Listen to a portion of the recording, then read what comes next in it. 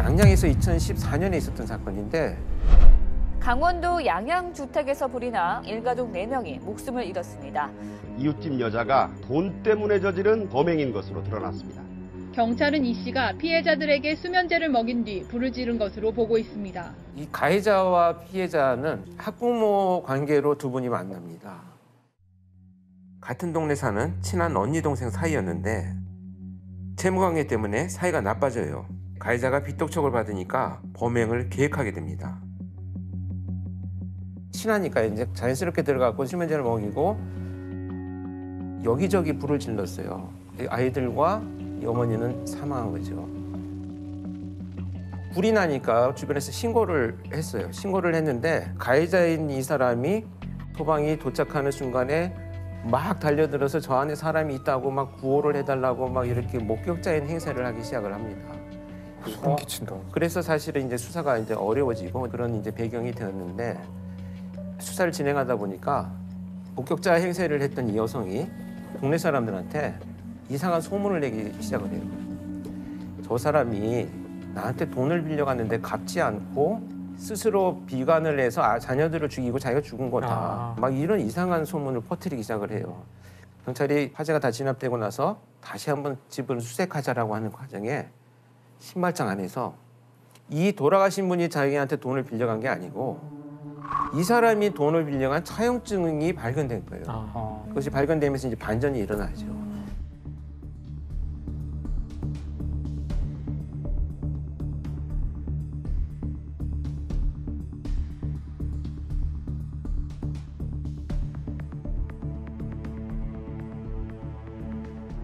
현장에서 그 방화로 의심되는 흔적들이 많았다고요? 특히 화재 현장에 가면 우리가 가장 먼저 화재 감식을 할 때 하는 것이 일단 바닥을 다 드러냅니다. 그래서 발굴을 한다 그러는데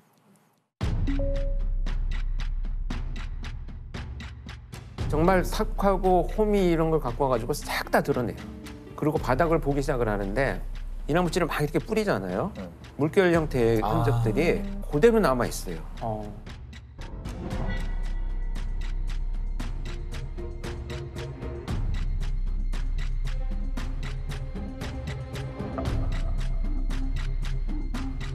이 현장에서는 몇 군데의 발화원이 있었어요. 몇 군데에서 불이 질러졌다라고 하는 얘기인데 전기 누전, 배선, 가스 이런 부분들은 아무 이상이 없었어요. 많은 경우에 사실 자연적으로 일어나는 그런 거는 주로 전기 합선이 가장 많거든요. 전기 합선으로 이제 불이 일어났을 땐 단락흔이라고 하더라고요. 단락흔이란 거는 이제 합성 같은 걸로 아주 높은 온도의 그 발화가 시작된 거예요. 보통 2, 3,000도 가까운 온도가 된대요. 구리 녹는 점이 1,000도거든요. 그러면은 그 구리 선이니까 구리가 녹아서 완전히 구형 상태가 돼요. 그랬다가 굳어요. 그러면은 이게 동글동글한 방울처럼 생긴 반짝반짝거리는 흔적을 남기게 돼요. 처음에 만약에 이런 단락흔이 있으면은 유전이나 뭐 이런 합선 이분하고 알 수 있는 거고 그런 게 하나도 없으면은 적어도 전기에 의한 건 아닌 거죠. 두 번째는 피해자들이 어디에 위치해 있는가거든요. 네네. 대부분 장구적인 노력을 할 때 보면 뭐 어디로 가겠습니까? 뭐 욕실이나 물이 있는 곳으로 가죠. 싱크대, 욕실, 창문 이런 데서 발견이 되는 것이 정상적인 과정인데 그냥 바닥에 흩어져서 사망해 있었기 때문에 피해자들의 호흡기를 검사를 해봤더니 전부 검정매가 다 묻어서 나왔어요. 그러니까 호흡을 하고 있었다는 건데 이렇게 숨을 쉬고 있으면서도 불구하고 자구적인 노력을 못했다면 약물이나 기타 뭐 여러 가지 범죄 피해를 이미 당했을 가능성이 있으니까 부검 시에 약물 검사를 훨씬 더 많이 의뢰를 하죠. 지금 이 사건에 있어서는 다량의 수면제들이 발견이 됐기 때문에 계획적인 범죄다 이런 판단을 할 수 있는 단서가 돼 있는 거죠. 가해자는 이 사건 전에도 방화를 저질렀죠? 네, 그렇습니다. 이게 사실 이제 수사에서 더 밝혀진 것이 이 사건이 나기 3일 전에 자기하고 살고 있는 내연남을 방화 살인을 시도한 흔적이 또 발견됐어요. 지난달 강원도 양양에서 방화로 일가족 4명을 숨지게 한 40대 여성이 같은 수법으로 자신의 내연남도 살해하려 한 것으로 드러났습니다. 경찰은 내연남의 보험금 1억 7천만 원을 가로채려고 범행을 저지른 것으로 보고 있습니다. 근데 이 불을 이용했다라고 하는 것은 어떤 그 심리적인 성향과 아주 깊은 관련이 있다고 봐요. 그래서 가해자 같은 경우에도 방화로 평상시에 스트레스를 풀어왔던 것으로 보여져요. 네네. 지금 5년간 1년에 한두 번 정도는 자기가 화상을 입은 흔적들도 나타나고 있거든요. 이건 불을 지르다가 자기가 화상을 입은 흔적이다 이렇게 볼 수가 있는데 아마 이런 사람들은 그 빛들 이런 것들로 인해서 궁지에 처해 있는데 이걸 해소하는 방법 중에 하나가 방화가 선택되었다 이렇게 보여집니다. 결국 이제 자신한테 친숙한 이 방화라는 방식을 범행 도구로 사용한 것이고요. 방화범은 어떤 처벌을 받을까요? 방화범은 일단 태운 대상이 무엇이냐에 따라서 죄명이 많이 달라져요. 대표적인 게 현주 건조물 방화죄라고 사람이 지금 살고 있는 건조물 또는 주거를 위해서 사용되는 뭐 선박, 기차까지 다 포함을 해서 이런 것들을 이제 태웠을 때 현주 건조물 방화죄가 되고요. 사람을 상해하게 이르거나 또는 사망하게 되는 결과까지 나오게 된다면 네. 이것도 일반 살인죄보다 법정형 자체가 더 높아요. 네, 사형 무기징역 또는 7년 이상의 징역이기 때문에 상당히 높게 처벌하고 있어요. 이미 형법으로도. 네. 결국 양형은 어떻게 받았나요? 그래서 결국은 이제 사형이 구형이 되고 무기징역으로 선고가 났죠. 그래서 그만큼 위험성이 있고 계획적인 범죄다는 것을 법정에서도 인정한 사건이 되겠습니다. 양천구 신정동의 옥탑방에서 발생했던 살인 사건에 대해서 말씀드리고자 합니다. 웃음소리가 기분 나빠서 살인했다라고 알려졌던 사건이에요. 이 사건의 범인이 33살이었는데 10여 년간 교도소에 복역하고 있다가 출소한 친구였어요. 근데 그 사이에 세상은 많이 바뀌었잖아요. 자기가 나와서 새로 적응하고 살려고 노력을 했는데 건설 현장에서 이제 일하는 것밖에는 할 수 있는 게 없고 그래서 그날도 토요일인데 2010년 8월 7일이었죠.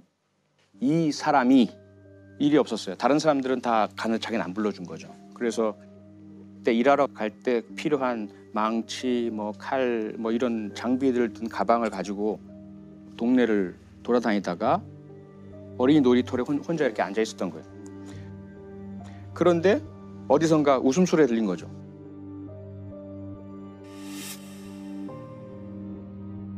나는 이렇게 비참하고 미래도 희망도 없고 이렇게 절망적으로 앉아 있는데 너희들은 뭐가 이렇게 기쁘고 행복해? 라는 그런 이제 순간적인 생각이 들어서 소리 나는 곳을 찾아 들어갔더니 내 식구가 사는 옥탑방이었어요. 엄마가 아이들과 함께 TV를 보고 있었고 그 웃음소리는 TV에서 나온 소리였어요. 근데 이제 엄마가 깜짝 놀라잖아요. 낯선 사람이 이렇게 들어서니까. 그랬더니 가방 안에 있던 망치를 꺼내가지고 그냥 이렇게 머리를 가격을 한 거예요. 그런데 그때 아빠가 화장실에 계시다 나오고 또 그 장면을 보니까 가방에서 칼을 꺼내서 아버지를 또 찔렀어요. 결국은 아버지는 돌아가시고 어머니는 중상을 입고 중환자실에 오랫동안 그 치료를 받으시는데 그리고는 그냥 가버렸어요. 가정집에 침입해 이유 없이 가장을 살해한 신정동 살인사건의 범인이 잡혔습니다. 윤 씨는 신정동 일대를 배회하다 단란한 주말 저녁을 보내던 가족들에게 흉기를 휘둘렀습니다. 그러니까 경찰로서는 그 현장에 갔는데 미스터리인 거죠. 이게 도대체가 범행 동기가 불분명하죠. 범행 동기가 불분명한 거예요. 부모님이 무슨 원한 관계가 있나? 아무리 찾아봐도 원한 지금 사람도 없고 불만가진 사람도 중에 아무도 없는 거예요. 오직 CCTV에서 발견된 모습이 있어요. 그 현장에 떨어진 모자, 인상착의. 도대체가 풀리지 않는 미스테리로 30일 넘게 계속 현장 주변에서 탐문하고 그러다 이제 36일째 되는 날 갑자기 형사 한 분이 잠깐 차를 세운 거예요. 창밖에 그 CCTV에 찍힌 것과 똑같은 옷을 입은 똑같은 가방을 든 사람이 걸어가고 있는 거예요. 그래서 다짜고짜 가서 왜 그랬어? 라고 질문을 했더니 경찰서에 가서 말씀드릴게요. 그러니까 이 사람은 멀리 도망갈 의사도 없었고 그럴 요량도 없는 상태였어요.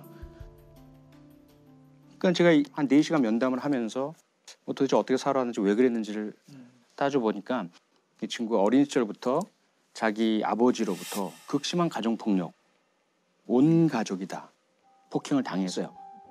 술만 드시고 막 집안 다 때려 부수고 어머니 폭행하고 아이들은 도망 다니고. 그런데 이 사람이 그 아버지가 하던 행패를 학습을 한 거예요.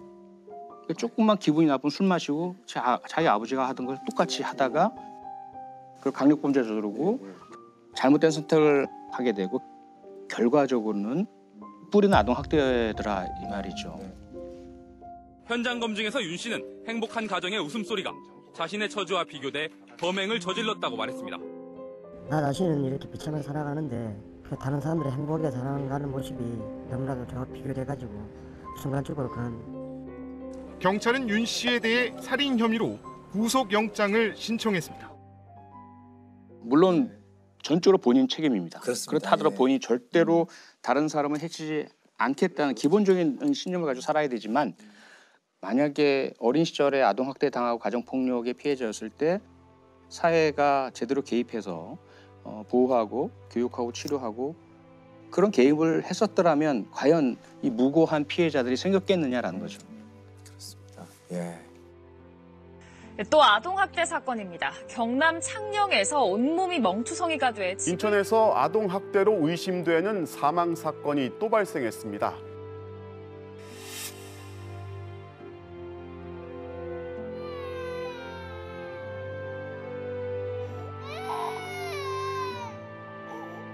저희가 알스범잡하면서 가장 얘기 들을 때 마음 아픈 게 아동학대 얘기였던 것 같아요. 저희가 지금 몇 차례 다뤘는지 모릅니다. 시즌 1부터 시작해서. 아동학대 얘기는 부단히 계속 저희가 드리는 이유가 분명히 있을 거라는 생각이 많이 들어요. 지금 이 순간에도 아마 발생한다는 것이 가장 두려운 얘기죠. 아유, 그렇죠. 우리가 이제 특히 성범죄 중에서도 또 아동과 관련된 범죄들은 계속 또 늘어나고 있는 추세입니다. 그래서 일단 2019년 기준으로 해서요. 전체 성폭력 피해자의 30.8%가 13세 미만이 피해자였습니다. 30%가 넘은 거예요. 30%가 넘는 거죠. 근데 이제 더 가슴 아픈 것은 16년도에 23% 정도였거든요. 그러니까 19년도까지 3년 사이에 무려 30%로 7% 훨씬 더 증가를 해버렸다는 얘기가 되죠. 네네. 이제 이 아동 성범죄자들의 가장 대표적인 특징은 바로 가까이 있는 사람이라는 겁니다. 특히 이웃 사람. 이 아동 대상 성범죄는 일반 성범죄처럼 다른 지역과 지방을 돌아다니면서 범죄를 저지르는 자들이 거의 없습니다. 전부 가까운 이웃이라는 것. 그래서 그들의 특성을 좀 우리가 이해하고 저는 어떻게 예방할 것인가 말씀을 드려보도록 하겠습니다. 2012년에 나주에서 발생한 고종석 아동 성범죄를 좀 살펴보자. 고종석 사건. 워낙 잔혹한 사건이 되다 보니 범행 동기와 심리적인 특성을 분석을 하라는 이제 지시를 받고 나중에 면담을 했습니다. 그래서 한 2시간 반 정도 직접 만난 사건이기 때문에 훨씬 내용을 좀 잘 알고 있는데요. 2012년 8월 29일 날입니다. 이 고종석이라는 자가 피해자 그 A양의 어머니를 동네에서 우연히 만납니다.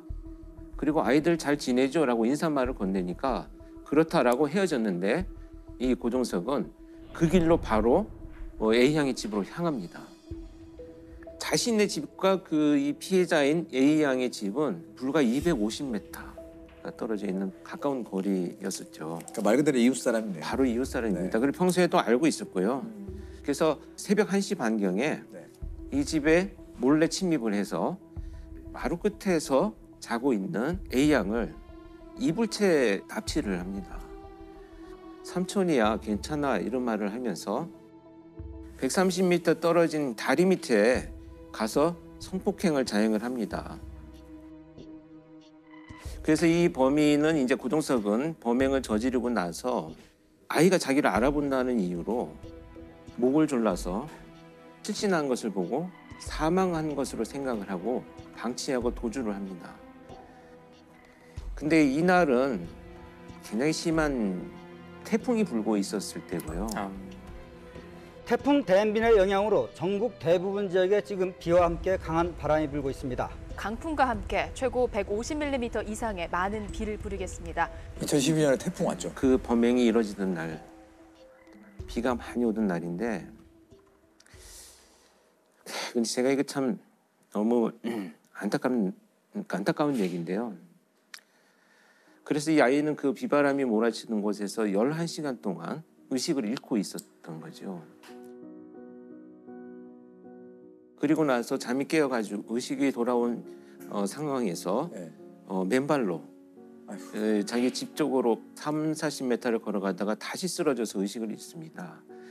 이때 그 비바람이 몰아치던 곳에서 피해를 당한 A양의 나이가 7살이었습니다. 참 말하기가 어렵네요. 이 사건 정말 실제로 2시간 동안 또 면담을 하셨기 때문에 머릿속에 너무 많이 떠오르실 것 같아요. 이 사건의 모든 면면들이.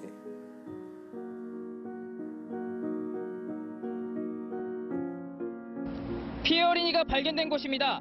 어린이는 어제 태풍의 장대비를 알몸으로 맞으며 경찰에 발견될 때까지 12시간 동안이나 이곳에서 고통과 두려움에 떨어야 했습니다. 피해 어린이는 응급수술을 받은 뒤 안정을 취하고 있지만 아직도 충격에서 벗어나지 못하고 있습니다. 그래서 수사가 전개가 됐는데요. 이제 아이의 진술을 들으면서 이제 가장 먼저 용의자를 선정을 해야 되기 때문에 들어보니 아이가 삼촌이라는 표현을 썼다라는 것을 통해서 나이가 그렇게 많은 사람은 아니구나. 뭐 20, 30대 연령 정도구나. 그리고 다른 특징이 무엇인가 했더니 이 아이가 영민하게도 검정 어두운 옷을 입고 있었는데 머리가 굉장히 짧았다라는 진술을 합니다. 그리고 비바람이 몰아치는데 이 장소라는 걸 본다면 차가 없었을 것이고 지역 내에 있었을 것이다. 이런 그 이제 수사에 압축을 했었는데요. 이런 것을 통해서 35시간 만에 순천에 있는 한 PC방에서 잠복을 하고 있다가 검거를 하는데요. 정말 이 분노할 것이 그 검거하는 순간의 경찰관 이야기를 들어보면 PC방에서 나주 성폭행범이라는 용어를 뉴스를 검색을 하고 있었다는 거예요. 그러니까 자기가 저지른 범죄에 대해서 얼마나 드러났는지 아이는 살았는지 죽었는지 자기가 확인하고 보고 있었다. 이런 것이 밝혀져서 정말 분노했었죠. 분노. 여자 어린이 성폭행 사건의 용의자 25살 고모 씨가 경찰에 붙잡혀 들어오자 시민들의 분노가 폭발합니다. 고 씨는 죄송하다면서도 검증이 끝날 무렵엔 후련하다는 말까지 했습니다. 그래서 구동성은 잡힌 뒤에 뭐라고 얘기를 했나요? 일단은 이제 본인이 나는 술에 취해 있었다 이렇게 주장을 하는데요. 그럼 약간 술김에 그랬다라는 얘기는 자기 약간 우발적으로 그랬다라는 그렇죠. 거를 던지려고. 네, 형량에 관련된 변명을 하려고 하는 얘기인데요. 상당히 많은 이제 계획성이 드러나고요. 그날 저녁에 이제 어머니를 만났다고 했잖아요. 그때 의도적으로 질문을 한 것도 의도성이 있는 것이다 이렇게 생각을 합니다.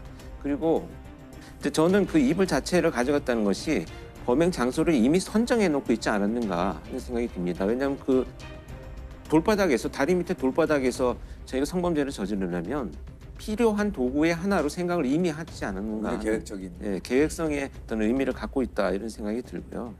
근데 이제 경찰 조사에서 뭐가 드러났느냐 하면 이 A양의 언니를 내가 대상으로 했었다는 거예요. 그래서 오래전부터 동네에서 잘해주고 과자도 사주고 이렇게 지켜봐 왔다는 거죠. 저도 참 이거 면담을 하면서도 황당했던 진술 중에 하나인데 그 아이가 그날 거기서 자고 있었던 것이 운이 없었던 겁니다. 이렇게 저한테 면담을 하면서 이야기를 했습니다. 저는 제가 정말 많은 범죄자들하고 마주 앉아서 감정을 억누르고 정보를 얻어내기 위해서 질문들을 해왔지만 이런 범죄자 사실 많이 경험하지 못했습니다. 특히 피해자를 살해하려고 했던 의도를 자기 말로 드러냈었습니다. 이미 죽은 줄 알았어요. 목을 졸라서 사망한 것으로 생각을 했어요. 이렇게. 그래서 자신의 행위로 인해서 남들이 불편함을 겪거나 고통스러운 것을 애초에 좀 고려하지 않는 사이코패스 성향의 판단이 되죠. 그래서 당시에 이제 법원이 결국은 무기징역을 선고를 하고요. 우리나라에서 처음으로 화학적 거세를 선고를 합니다. 집에서 잠자던 초등학생을 성폭행한 혐의로 기소된 고모 씨. 대법원은 무기징역과 함께 성충동 약물치료 5년, 전자발찌 부착 30년을 선고했습니다. 검찰은 피해 초등학생 A양이 성인도 견디기 어려운 큰 수술을 2차례나 받고 또 성폭행 사건이 없었던 한 살대로 돌아가고 싶다는 피해자의 충격 등을 고려해 달라고 말했습니다. 법정에서는 A양의 어머니가 흐느끼는 목소리로 A양이 재판장에게 쓴 편지를 읽었습니다. A양은 엄마가 나쁜 아저씨를 혼내주러 간다고 하니 편지를 썼다며 아저씨가 나를 또 데려가지 못하게 많이 혼내달라고 편지에 적었습니다. 근데 거기 그 재판한 판사님이 명쾌하게 써놓으셨어요. 피고인은 가학적이고 잔인한 성폭력 범죄를 다시 범할 개연성이 매우 높은 점 등을 종합하면 성충동 약물 치료를 해라라고 이렇게 써놓으셨어요. 그러니까 뭐 무기징역이야. 그러나 혹시라도 나가게 될 상황에서도 이건 용납할 수 없다. 이런 좀 굳은 결의를 아마 굉장히 화가 나신 것 같아요. 왜냐하면 법무부 자료를 보니까 성범죄 유형별 아동 성학대 재범률이 37.5%라고 합니다. 37. 재범률이 가장 높은 범죄 중에 하나가 아동 성범죄. 근데 이자들이 왜 그런 범죄를 저지르느냐면 일단 적절하게 사회적 상호작용하는 것에 만성적으로 실패를 합니다. 근데 그 실패들에 대해서 너무 지나친 두려움을 갖고 있는 사람들이에요. 그러다 보니까 자존감이 떨어져요. 이 자존감이 떨어지는 자기의 감정을 회복하기 위해서 거절하지 않는 아동을 대상으로 통제하고 조정하는 이런 범죄를 저지르는 거거든요. 그리고 정말 제가 놀랐던 것은 범인이 체포되고 나중에 그 지역에 가서 그 사람이 과연 어떤 사람이었습니까? 라고 물어보면 거의 100%가 그 사람 범인 아닌 것 같아 라고 얘기를 해요. 왜냐하면 너무 온순하고 착하다는 거죠. 평상시 인사 잘하고. 이건 뭐냐 하면 애초에 타인의 시선에 매우 민감하고 거절에 두려워하는 이런 사람들이 자신을 지켜나가는 삶의 방식일 뿐이지 성향은 절대 아니라는 거죠. 친절한 이유가 있군요. 그렇죠. 어떤 일종의 가면이라고 봐야 되겠죠. 그럼 이런 사람이 주위에 있어도 알아내기는 굉장히 힘들다는 얘기네요. 네. 그리고 그런 외부의 시선에 너무 예민하고 그러니까 책임을 반드시 상대방한테 전가하는 이런 특징들을 좀 보여줍니다. 그래서 대부분 어떻게 진술하냐면 그 아이가 평상시에 나를 좋아했어요. 이게 걔 때문에 내 인생이 망친 거예요. 그 아이가 내 근처에 있었던 게 문제네요. 네. 그러니까 내가 반드시 찾아가서 복수할 거야 이런 얘기를 아무렇지도 않게 하고 아이자들은 정말 아무렇지도 않게 상대방 타진하면서 가면을 쓰고 살아가는구나 이런 것을 알 수가 있었죠. 아까 왜 이웃이다라는 말을 제가 강조해서 말씀드렸냐면 가해자와 피해자의 거주지가 지금 1km 미만에서 대부분의 범죄가 일어나고 있다 이렇게 이제 수치가 나오는데요. 2km 미만에서 일어나는 것이 54% 정도입니다. 100m 이내에서 일어난 것도 거의 17%니까 한 20%가 되거든요. 아동 성범죄는 주로 가해자가 사는 곳 3km 안에서 발생한다는 연구 결과가 나왔습니다. 가해자와 피해자가 같은 동네 이웃일 가능성이 그만큼 크다는 얘기입니다. 혜진 예슬 사건의 범인 역시 아이들 집에서 150m 거리에 사는 이웃이었고 8살 여자아이를 잔혹하게 성폭행한 조두수는 자기 집에서 불과 600m 떨어진 곳에서 범행을 저질렀습니다. 고종석 같은 아동 성범죄자들이 왜 지역 내에서 범행을 저지르느냐 하면 이 거절을 두려워한다는 회피적 성향들 때문에 낯선 곳에 가서 피해자를 물색하고 잘 모르는 지역에서 범행을 저지른 이후에 도주하고 이런 것들에 대한 두려움들을 갖고 있기 때문에 가까운 곳에서 범죄를 저지르는 것이 이제 이들의 대표적인 특징이라는 것을 우리가 이제 알아야 될 것 같습니다. 이 아동 성범죄자가 이제 출소를 하게 되면요. 당해 사건의 피해자에게 접근을 100m 이내에 접근을 금지하고 있습니다. 네. 근데 이 법이 조금 우리가 촘촘히 다시 한번 사회적 논의를 거쳐야 될 필요가 있다고 하는 것은 출소를 해서 내가 집으로 돌아왔더니 이미 피해 아동의 거주지와 100m 안에서 같이 있을 수 있다는 거예요. 네. 그런데 이제 거주를 강제로 이전하라고 하는 법이 없기 때문에 피해자들이 다른 곳으로 가야 되는 안타까운 일이 이제 발생을 하죠. 실제로 조두순이 다 출소해서 돌아왔을 때 피해자의 거주지랑 2km 그 정도의 거리였고 결국에 피해자가 동네를 떠났죠.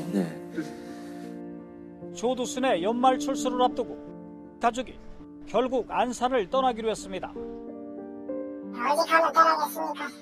피해자가 떠나야 된다는 상해를 나누기 싫어서 사실 발버둥을 쳤는데 그냥 아이들도 원치 않고 주변에 같이 산다는 걸 두려워하고 그러니까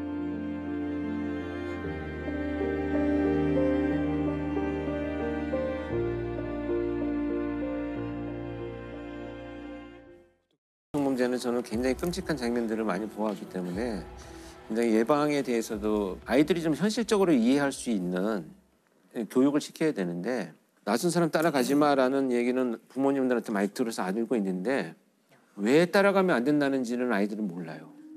그래서 아동 성범죄자들의 1번이 도움 요청이에요.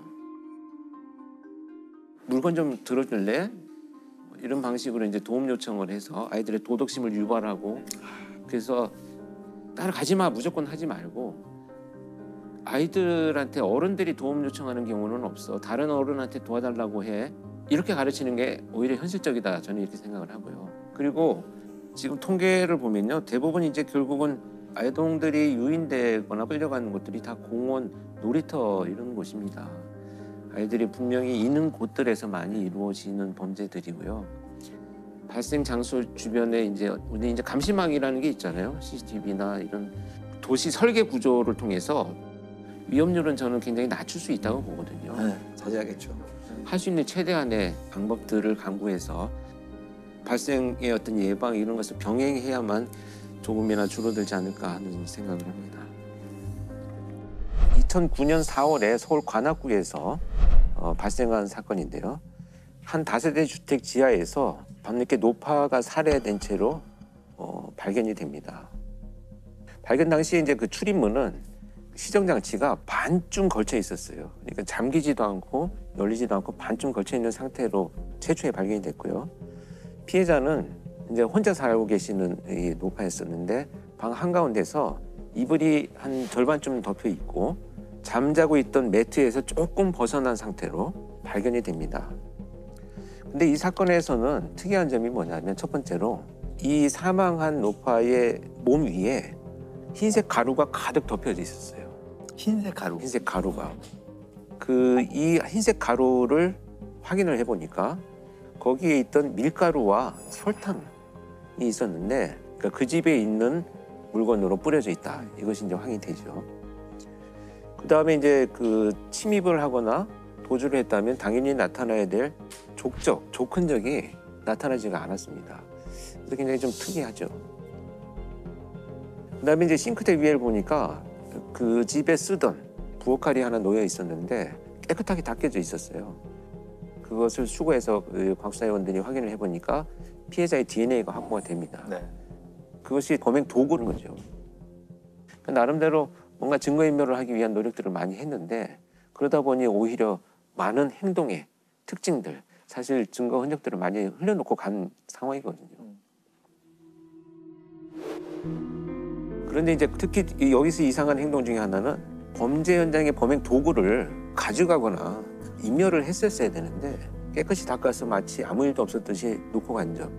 그리고 그 밀가루랑 설탕이 그 집에 있는 싱크대 밑에 우리가 이제 그 수납하는 잔이 있잖아요. 그 장소에 놓여 있는데 조금 부자연스럽게 이렇게 흘려져 있는 상태로 발견이 됩니다.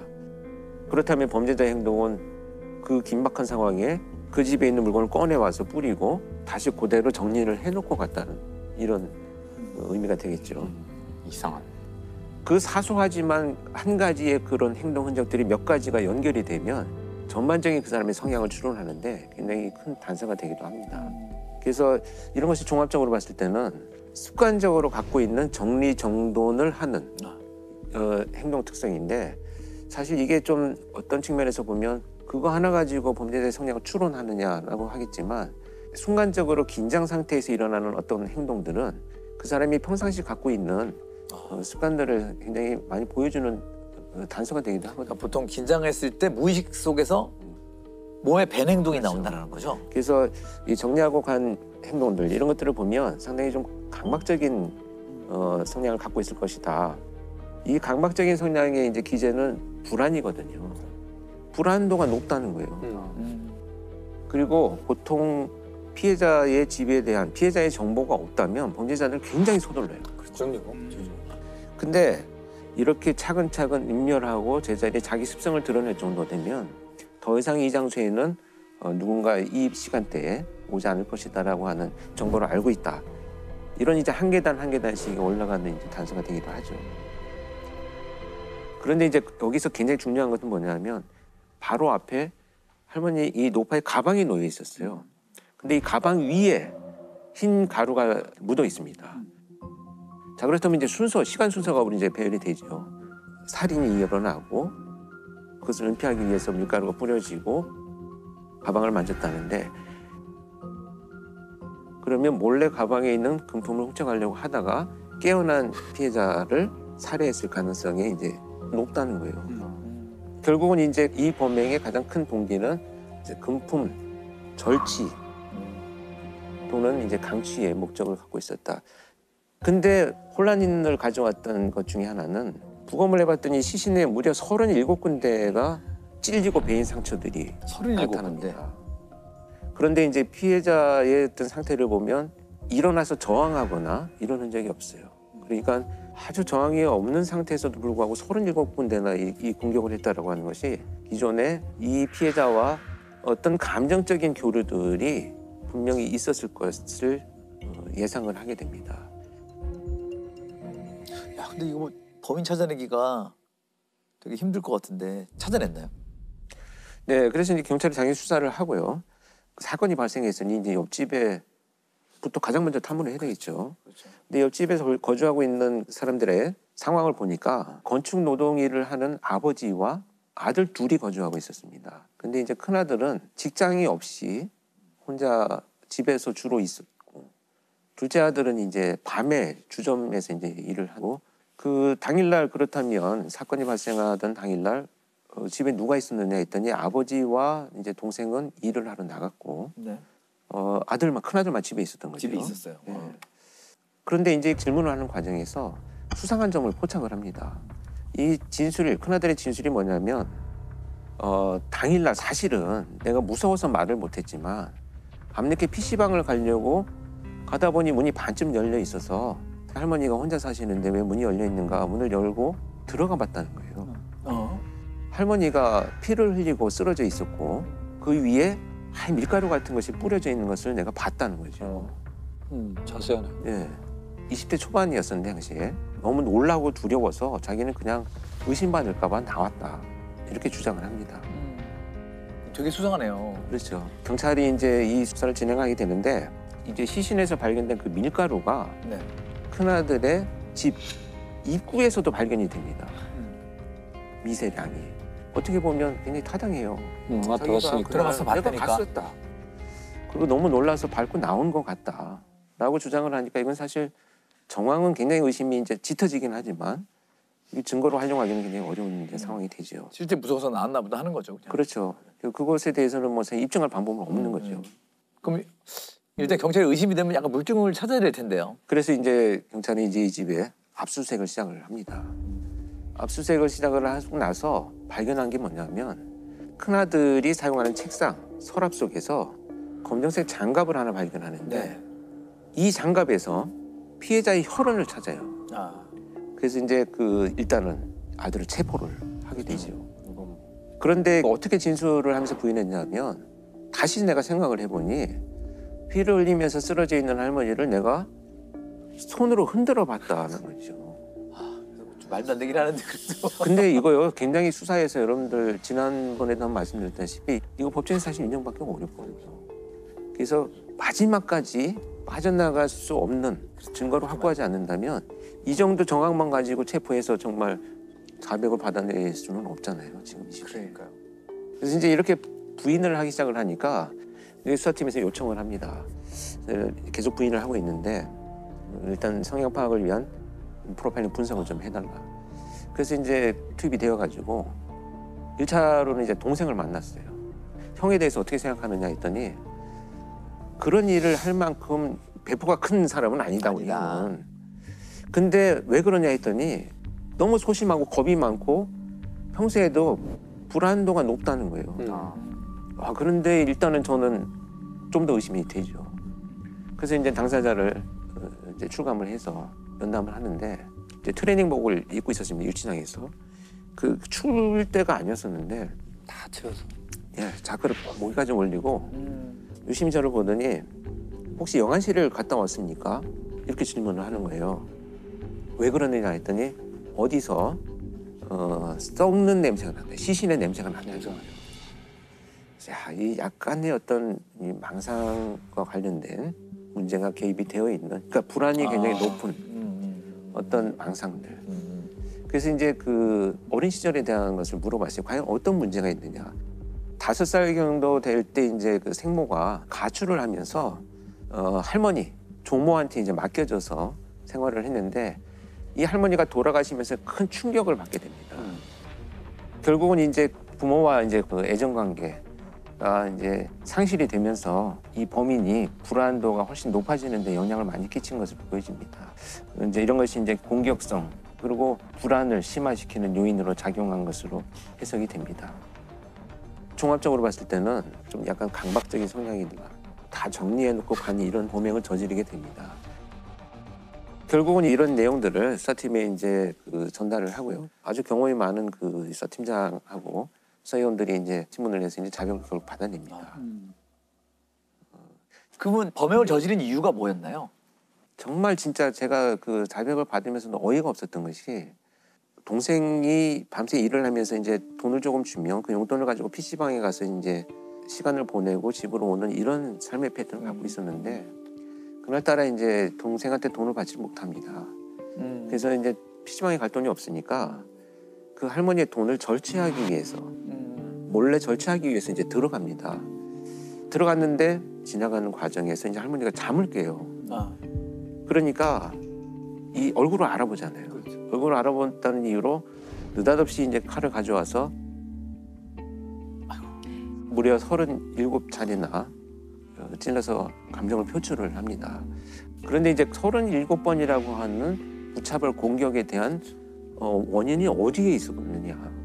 경찰이 수사를 해보니까 조금 할머니가 왜 친절하게 대하지 않았다는 거죠. 이제 친절하게 안 했다는 생각은 이제 주관적인 자기가 경험하는 거죠.